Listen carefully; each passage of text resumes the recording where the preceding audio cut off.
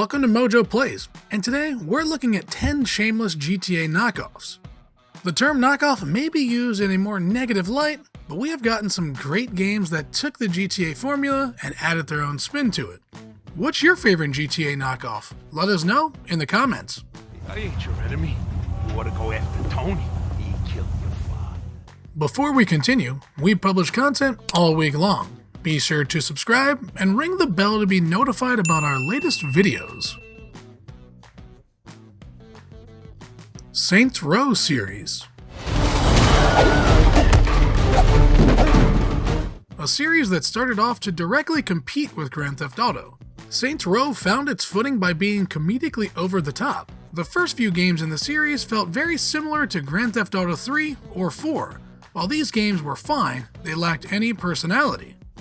Then along came Saints Row 4, which added superpowers and over-the-top silliness that helped forge its own identity.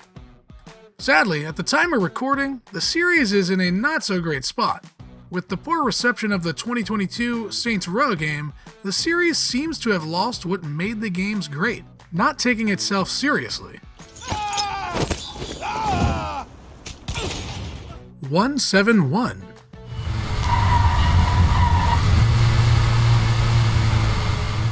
Sometimes, a smaller studio takes a stab at a project that in hindsight could be considered a little too ambitious.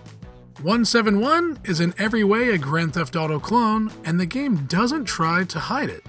171 is essentially GTA set in Brazil.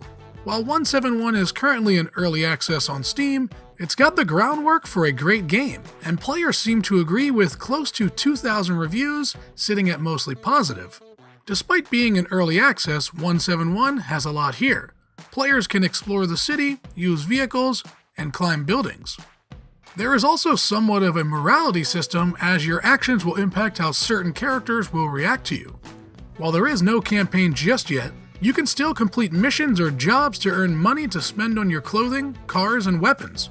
Who knows, maybe this GTA clone will one day become something bigger than a knockoff. APB Reloaded.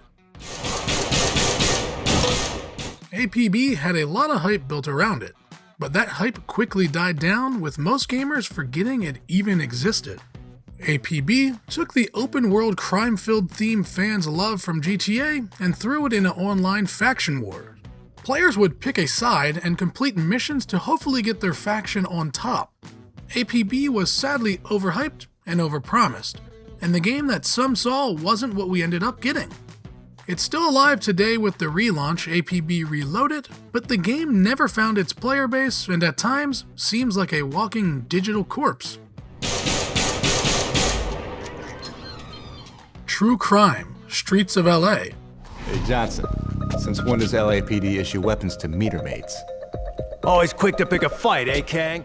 The first GTA clone coming out after Grand Theft Auto 3, True Crime Streets of LA had a lot of hype built up upon release. Luckily, this clone found its way to set itself apart from the crime-filled GTA 3 and actually put you on the other side of the law.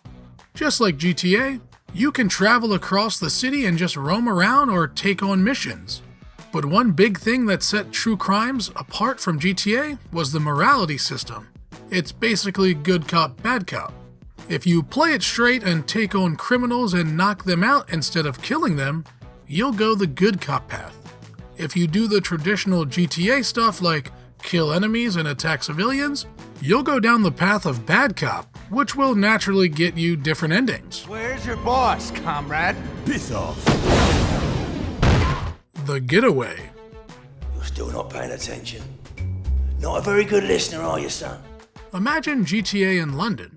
Okay, we got that in Grand Theft Auto London 1969, but now imagine GTA in London, but for the PS2. And you get The Getaway.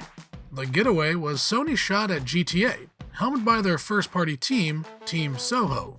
The main draw of The Getaway was to have a more cinematic feel. That means taking away the HUD and relying on characters' actions to indicate your health, along with more intense car crashes. This little change of flavor proved to be just the ticket needed for The Getaway to stand out of the crowd and endear itself as a standalone title. Make the boy listen. Watch Dogs series. Like nothing I've ever seen before. You gotta walk away from this. Some of you may say, hey, Watch Dogs isn't a GTA knockoff. We would have to disagree. Watch Dogs follows the same format as GTA games with the addition of hacking. We have an open world full of side objectives and main missions, the ability to steal and even hack cars we want, all wrapped up in a Ubisoft blanket. Watch Dogs took GTA and brought it into a future where everything is connected and gave us the ability to hack almost everything. Sadly, the series seems to have peaked with Watch Dogs 2. Don't give him nothing to make a use. Something tells me if we run you shit stains through the system, we'll come up with plenty we can use. The Sopranos: Road to Respect. I ain't trying to be a dick, Joey. I just want what you have. How can a game about the Sopranos not be good if it followed the GTA formula? Well, the problem is, it really didn't. Aside from the crime-based theme here, The Sopranos: Road to Respect was more of a linear game hoping to tell a great crime story that wasn't bogged down by the distractions of an open world. This could have been great, but some technical issues spoiled the final product. For starters, the game just didn't play well. Fighting enemies was a hassle, with enemies usually not giving you any time to breathe. In a perfect world, this game would have been wide in scope and let players live out their mob fantasies. I got a line on a chop shop in Newark. Do right auto repair. Couldn't find no address. Mafia series. And what's my end of the deal? You want money? Some sort of immunity? Finally, a Mafia game that feels like GTA. The Mafia series doesn't try to shy away from the obvious inspiration, but takes the series that inspired it and throws it into a unique setting. With 3 games in the series and a handful of DLC, the Mafia series truly lets us live out our dreams of being a 1930s mobster and later doing the same in the 60s. It tackled similar hard-hitting themes, with plenty of gunfights and a narrative that took players through the seedy underbelly of various mob organizations. Hopefully, the next entry will be able to elevate it up to the same standard as its counterpart. I seem to remember me and Ellis running from the cops, and Danny ending up in the drunk tank. Hell, man, I bailed him out. The Simpsons Hit and Run. For the last freaking time, tell me about the crop circles. After we got our Simpsons knockoff of Crazy Taxi with The Simpsons Road Rage, it was only a matter of time before everyone's favorite cartoon family tackled another video game genre. Hit and Run may have been free of citywide crime, but it shared the same structure, an open-world story-driven game where players could go anywhere and do just about anything in a wonderful recreation of Springfield and all that inhabit it.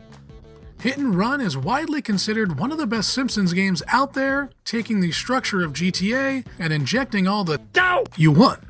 At least our show was a success. Why did we go to Earth Heaven when we died? Sleeping Dogs. Another GTA-like where we're the good guy. Well, sort of. Sleeping Dogs has us playing as a cop going undercover as he tries to destroy the Triad from within. From the get-go, Sleeping Dogs was one of those games that felt like it was punching above its weight.